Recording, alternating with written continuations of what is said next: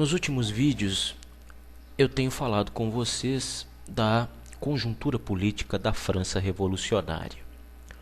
No vídeo anterior, nós tratamos do que consistiu o grupo dos Jacobinos, ou Clube dos Jacobinos, a qual pertenceu o líder revolucionário Maximilien de Robespierre.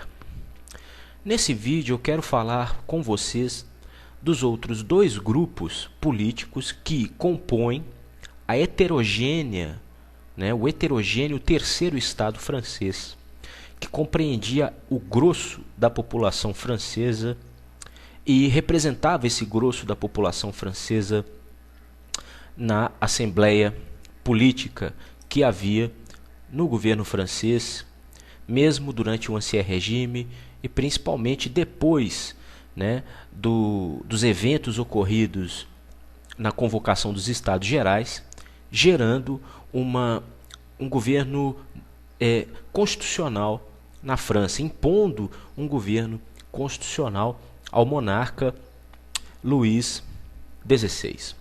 Pois bem, esses dois outros componentes políticos do terceiro Estado francês foram os girondinos e os cordeliers.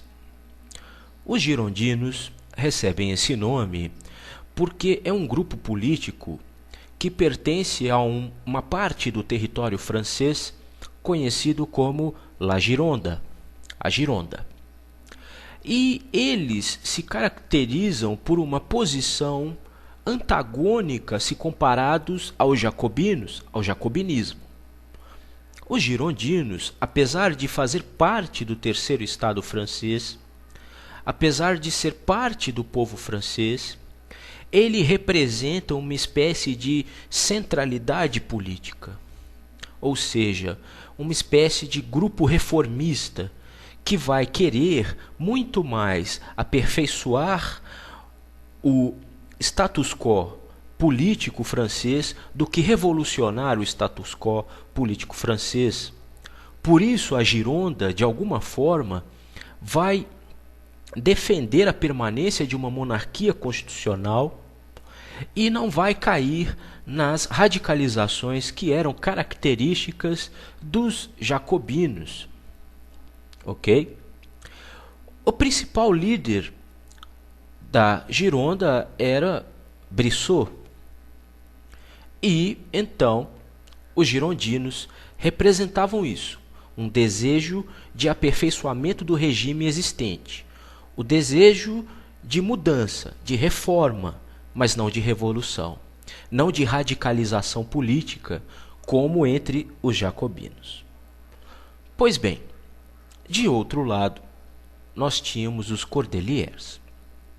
Os cordeliers eram a base da pirâmide social francesa, representavam as pessoas mais humildes, mais desprovidas, a classe proletária da França no século 17, 18. E dentro desse grupo, conhecido como Les Cordeliers, nós temos o que se convencionou chamar de sans-culottes. Sans-culottes, a palavra significa em português sem calças. Mas quem eram esses ditos sem calças? Seriam pessoas que andariam de cueca na rua? Não, certamente que não.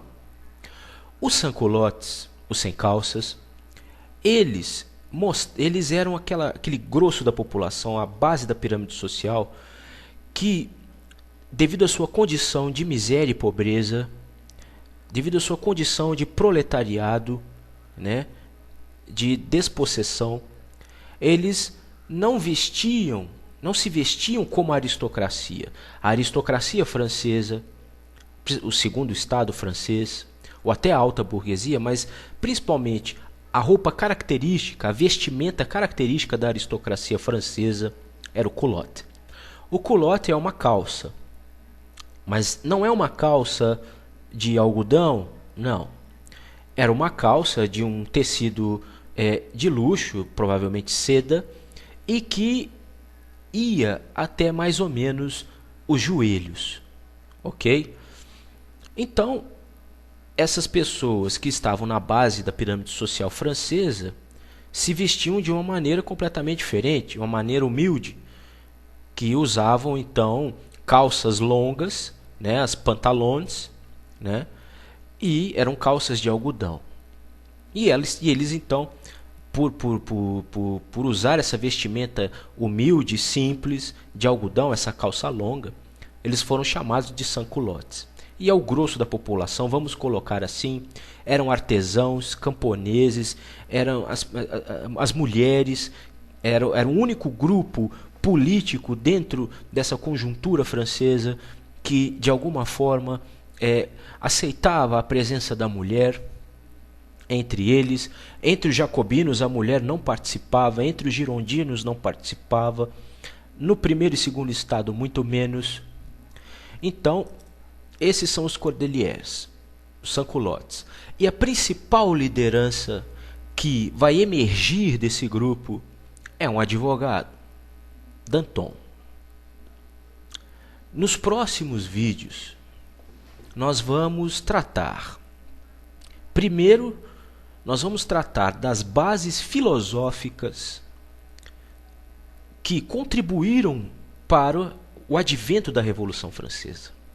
Quais são as bases filosóficas, as bases ideológicas que alimentaram os sentimentos revolucionários e que culminaram com os eventos revolucionários que ocorreram na França no final do século XVIII. Nós vamos estudar, por exemplo, a questão do contratualismo. O contratualismo no Ancien Régime, com Thomas Hobbes. O contratualismo inglês de John Locke. O contratualismo de Jean-Jacques Rousseau.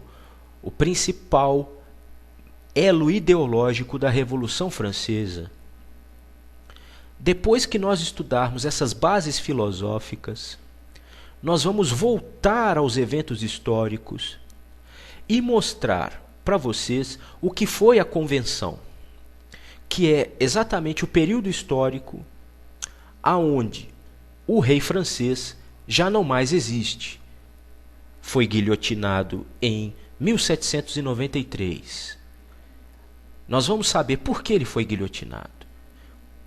Que eventos fizeram com que os revolucionários, com que os deputados franceses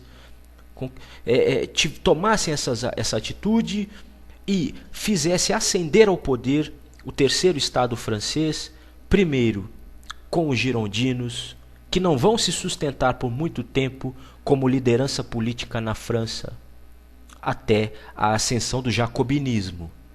E com o jacobinismo, principalmente de Robespierre, nós vamos ter o período do terror, onde cabeças rolaram e rolaram muito. A revoar, meus alunos.